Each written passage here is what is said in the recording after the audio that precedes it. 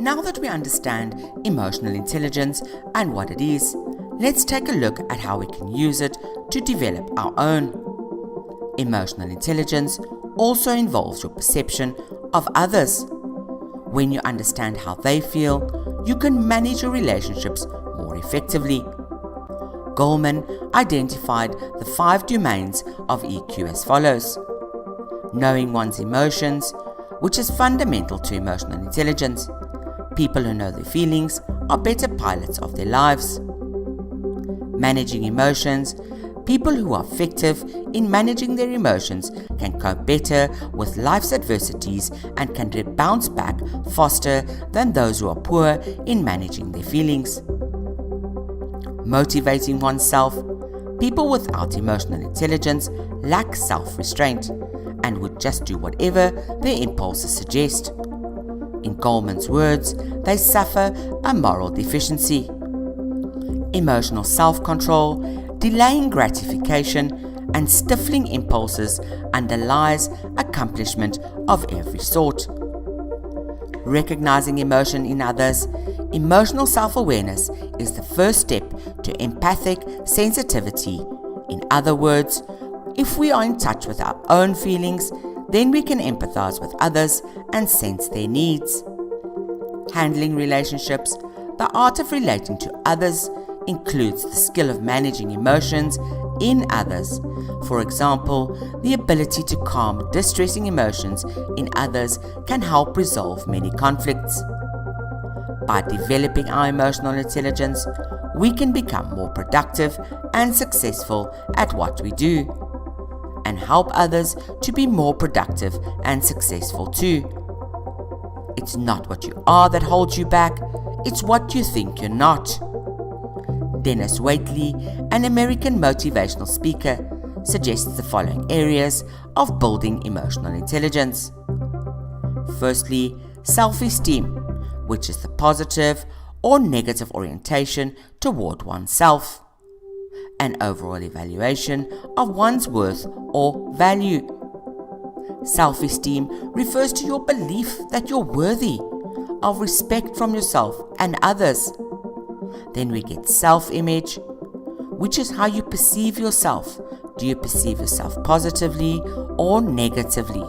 Self-image is important because how you feel and think about yourself affects the way you act. Self-confidence, which refers to the way you perceive yourself. Self-confidence is the belief in your abilities and the positive impression you have on yourself. The socio-psychological concept of self-confidence relates to self-assuredness in one's personal judgment, ability, and power. Then we get self-awareness, one of the most important factors in building your self-esteem and confidence in your self-awareness. But what exactly is it? Why is it important, and how can you become more self-aware? Being self-aware is all about knowing yourself. These are some of the many areas it covers. Your wishes, desires, what do you want in your life? Do you know your strengths, your weaknesses?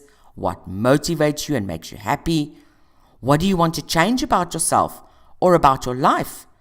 Considering your achievements so far, how you relate to others, and is this socially acceptable or beneficial to you? The things stopping you from achieving your wishes. Not understanding why you do the things you do and why you do what you do and feel what you feel is like going through your life with a stranger's mind. How do you make wise decisions and choices if you don't understand why you want what you want? It's a difficult and chaotic way to live, never knowing what the stranger inside you is going to do next.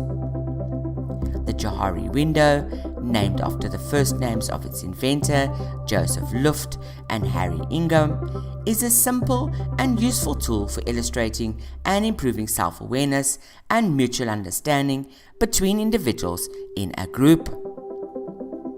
The open area, which is the first quadrant, or the free area, public area as we know it, this is the region that is known by everyone. This is the information about the person, your behavior, attitude, feelings, emotions, knowledge, experience. So it's known by the person. You know about this, and it's things that are known by the group. Then we get the second quadrant, which is the blind self. Now, the blind self is known about person by others.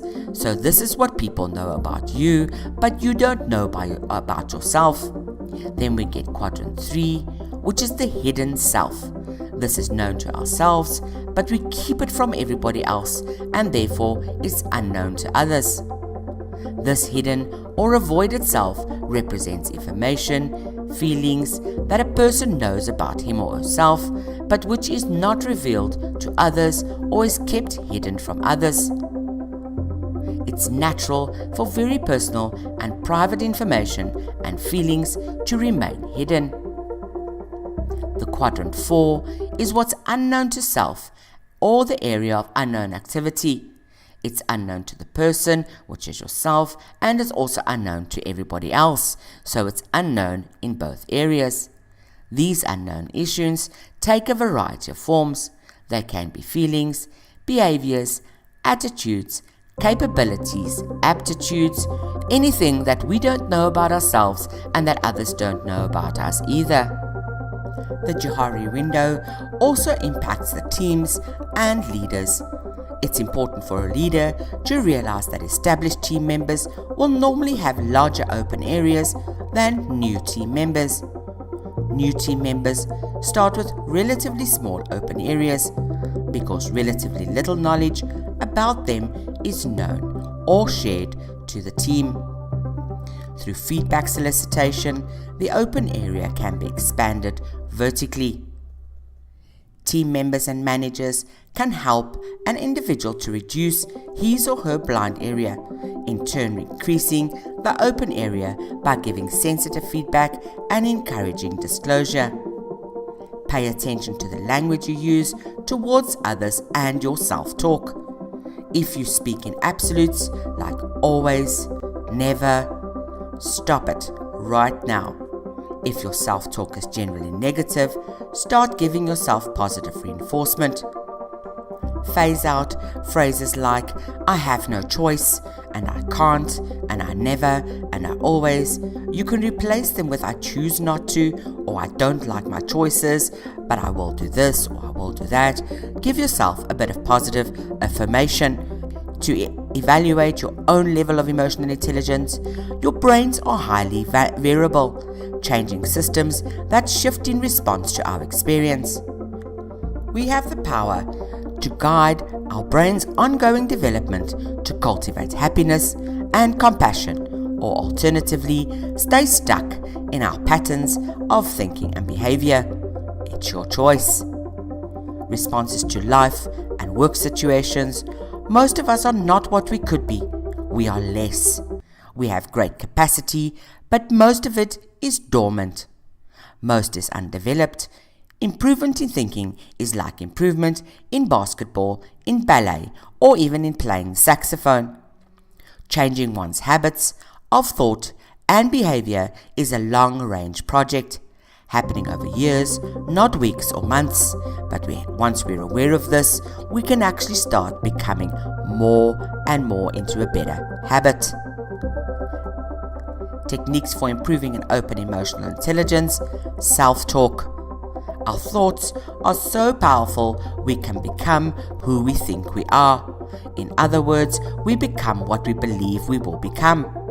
If there's one thing we can control, it is our thoughts. Reframe, review, and relabel.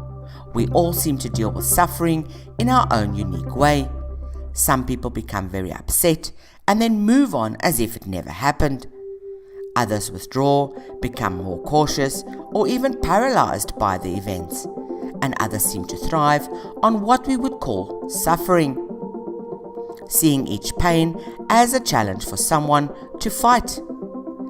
Think about it for a moment. Just how do you deal with suffering? Do you like your friends to console you? Furiously throw yourself into some activity? Not think of it? by shutting out any thoughts about it, how do you actually deal with that pain? In this technique, you mentally review a situation from a number of different standing points in order to enrich your appreciation of what is involved. The technique enables you to think more flexibly and creatively. It improves your understanding of other people and provides an opportunity to stand back and consider issues dispassionately. It helps you appreciate the influence of your verbal and non-verbal behavior on others and the influence on their behavior on you. And that's a wrap on our topic for developing emotional intelligence. Remember, it's not going to happen in 5 minutes. It's not going to happen directly after you've watched this video.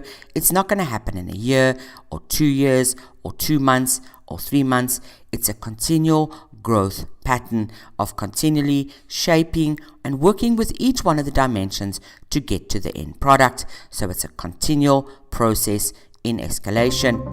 Right, being emotionally intelligent is the art of knowing yourself, managing your emotions, and recognizing those of others. Evaluate your emotional level using different techniques. Always reflect on your day. What was good? How did it make you feel? What went wrong? Why did it go wrong? What could you change? Etc. Always see things from a different perspective. Change the angle to see the other view.